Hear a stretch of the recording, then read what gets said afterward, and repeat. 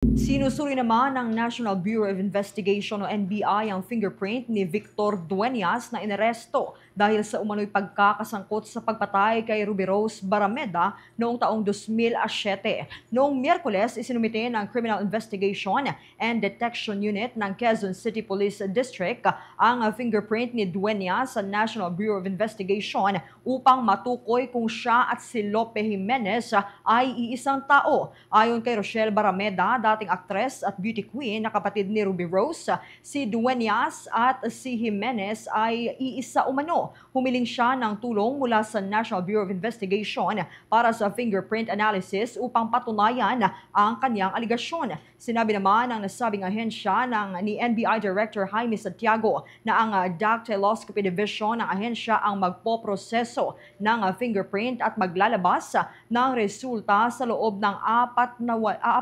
oras. Umaasa naman si Barameda na magpapatunay ang pagsusuri sa kanyang paniniwala at magbibigay ng mahalagang ebidensya para makamit ang hustisya sa halos 2 dekadang laban para sa kanyang kapatid. Si Ruby Rose ay nawala noong 2007 at natagpuan ang mga labi nito makalipas ang 2 taon, nakapaloob sa simento at nakalubog sa tubig sa Navotas.